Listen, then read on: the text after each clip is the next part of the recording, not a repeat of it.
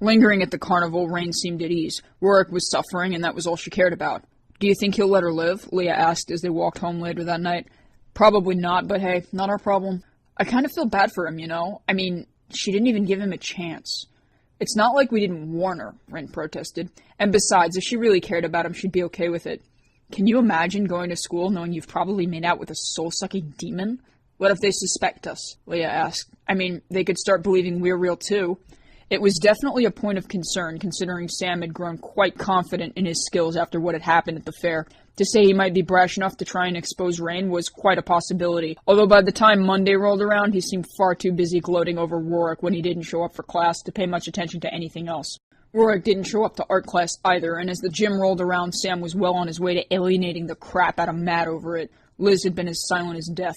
She hadn't shown up to breakfast, and when the bell went off, she hung back in the locker room, debating whether or not she wanted to partake. When she finally did reach the door, however, it was stuck. "What in the—" Yanking the handle, she met with little success before her attention was caught by a familiar voice. "You know, you can pull on that all day, but my money says it's not going to open." Spinning around, the expression that took her was one of terror as she regarded Warwick, who stepped back from the wall. "You," she stammered, swallowing hard upon realizing he had not been there a second ago. "What do you want from me?" "Nothing," he shook his head. "I just want to talk." Liz wasn't listening. Sam was right. This whole time he was telling the truth, wasn't he? That kid is crazier than a sack of cats. "But he's right. All the disappearances, the animals, the kids, the school nurse," she screamed. "The school nurse, Warwick!" "Whoa, hey," he threw up his hands. "That one actually wasn't me." Liz still appeared disgusted. "What do you want?" she asked again as she pressed her back against the door. "Are you going to kill me? Like the rest of them?" "What? No, of course not. Liz, I'm not going to hurt you." "Don't lie to me," she snapped in a rare moment of boldness. "You used me. You got me to like you so you could take my soul. Is that it?" "What? No, Pursing his lips, he gave a slight roll of his eyes. "All right, maybe at first, but I had second thoughts, and I kind of like having you around, which is weird because I don't really like anybody. I thought that maybe you and I that you might, be my..." "Your what?" she barked. "Your girlfriend?" Warwick looked up with an awkward expression. "Huh?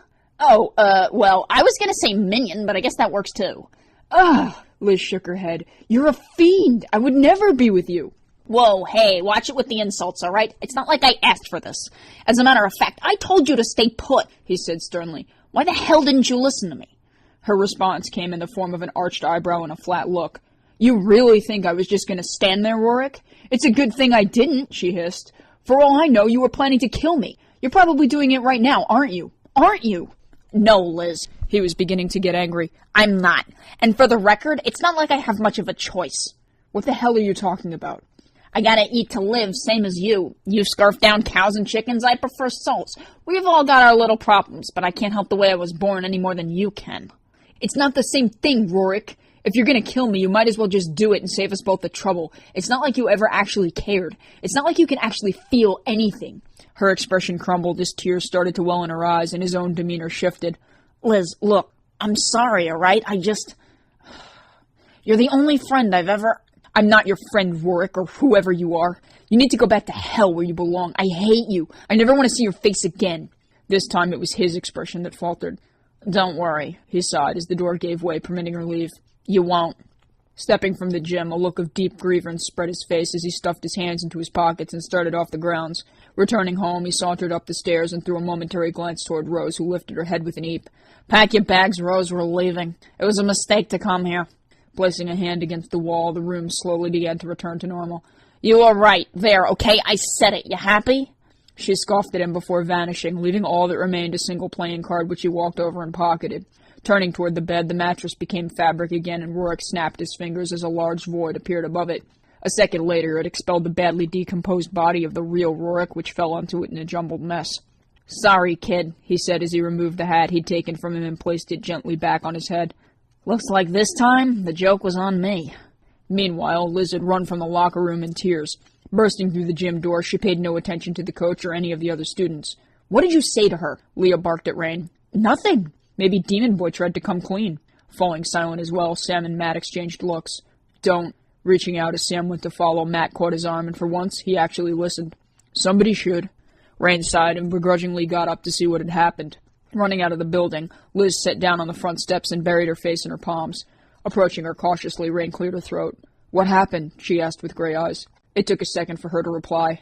"Oh, Rain, I'm so sorry. Please forgive me. I didn't believe you." Rain didn't know what to do, although before she could ask, her attention was caught by a massive explosion a few blocks away. "Oh my God, was that—" Liz didn't have to finish her sentence. They all knew it was Rorik's house, and judging by the smile that crossed Sam's face as he ran from the gym, he did too. "That fucker is gone! I did it! I finally got to him!" He grinned proudly as teachers and students alike began to rush out of the building. "Do you think he killed himself?" Leah asked quietly. "No way, he's probably just angry." Rain didn't peg Rorik for the type. Needless to say, classes were cancelled, and by the time the fire stopped, the house was nothing but a couple of scorched beams and a tremendous heap of burnt ash. Police were still trying to control the crowds as an ambulance pulled up to the scene. Not that there was much left of Rorik or his parents, who were found inside several hours later, identifiable only by small traces of charred remains. Watching the news later that day, Rain thought of Liz and mulled over the subject. Once the incident had been sorted, the school had opted to host a memorial given the peculiar circumstances surrounding what police had called a ruptured gas main. "You're going to the service?" Leah asked in outrage. "Yeah," Rain shrugged. "He was someone like us. Sure, he was an asshole, but maybe we misjudged." Her words seemed to strike a chord, although Leah didn't move to stop her. Hosted in the gym, anyone who wanted to could attend, and it was no surprise that Liz was there. Dressed in black, she handled a small white rose as she approached the memorial, which bore Rorik's school photo. "What are you doing here?" a voice called from behind while she reached out to place it amidst the offerings. "I could ask you the same thing," she said dryly to Sam, who was dressed in his usual, playing with a lighter. "Hey, he's my friend too, before he became a demon, that is." Pushing past her, he left the novelty beside the rose. "Well, this is ironic." Rain didn't offer anything, though she glanced briefly at the photo. Leah had decided to stay home. "What are you doing here?" Sam arched a brow. "I thought you hated him," Liz asked, although more out of curiosity than confrontment. "I hated the person inhabiting his body," she said evenly. "The kid was being used for weeks. I feel sorry for anyone who suffered that fate." And it was true, though she also mourned the realization that humans would leave the people they cared about. Sam gave a nod while Liz's gaze dropped. "What's wrong?" "Do you have to ask?" she sighed. "I spent the last few months of my life dating a monster. I never even knew Rorik. It was all just a lie." "You wouldn't have liked him much, Liz." Sam shook his head. "Rorik was a lot like me." "At least you're alive," Rain pointed out. "He didn't try to eat you. I'd consider myself lucky." Liz looked back at the photo. "He used me, Rain. I wish I'd never met him." Hanging her head, she tried to keep composure while Sam walked over and placed an arm around her shoulder. "Hey, it's all right, Liz. He's dead now. You don't have to worry about it anymore." Despite his genuine attempt to cheer her up, Liz was still mourning and didn't quite take it as what it was meant. Pulling away from him, she closed her eyes. "Thanks, guys, but I think I need to be alone." "Come on, people need to mourn on their own terms," Rain said as a loud bang suddenly caught the air. "Hey, show some respect, asshole." "Sam, please," Liz hissed. "There's nobody even there. It was probably just the wind." Sure enough, the darkened corner of the room was completely vacant, although the door swung shut on its own. Unsure whether or not she believed it was nothing, Rain dismissed herself and wandered off just in time to see someone hurrying from the grounds. Catching sight of a figure, she took off after it. "Hey," she called, stopping within a couple feet of him. "What the hell are you doing?" Ceasing all movement, the youth turned at the sound of her voice. "Walking. What the fuck does it look like?" "Out of a service for someone you didn't know?" "Who says I didn't? Go home, kid. Isn't it past your bedtime?" "Please, I've never had a bedtime." "Well, maybe you should get acquainted with one. Didn't your parents ever teach you not to talk to strangers? Good way to get abducted." "I think my mom would have been okay with that," Rain snorted as if he'd told the joke. "So you're the guy who's been eating souls until a girl way too young for you broke your heart." Arching a brow above a pair of heavily tinted shades, he scoffed at her and shook his head. What?" "Don't play dumb. It has to be you." "Whatever you say, goth chick." He got about 3 feet before realizing his mistake. Oh, fuck. "I thought you were leaving, Soul Eater." "I am. So why don't you go celebrate your victory with your own friends until they find out about you?"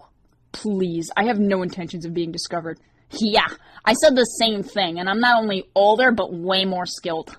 "Really? Is that why you were thwarted by an underage blonde? You lost the moment you thought she'd actually accept you. I learned that rule a long time ago. Don't associate with humans any more than you need to." His gaze narrowed, and with a deep breath he began to shake his head. "Oh, yeah? And who is Sam gonna target now that Rorik is gone? You're next, honey. Better pack your bags because my money says he's got your number." "If I don't give him a reason, he should lay off. If he doesn't, well, I could always disappear, or he could have a nasty accident." You're gonna get yours someday. That's something you can bet on.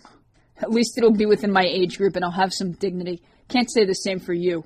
Raising a finger, he started to say something when his eyes drifted in the direction of Brom Park and a beam of white light suddenly spiraled down from the sky. And on that note, I'll be leaving. Rain felt her hair stand on end. What the hell did you just bring here? She yelled as he actually turned to run. Leaving the school roughly 20 minutes later, Sam walked Liz home. Neither of them had witnessed the odd light or probably would have considered it anything other than lightning had they done so. Thanking him for walking her back, Liz went straight to bed while Sam started for his own place and the boy in the pinstripes hopped the first bus out of town.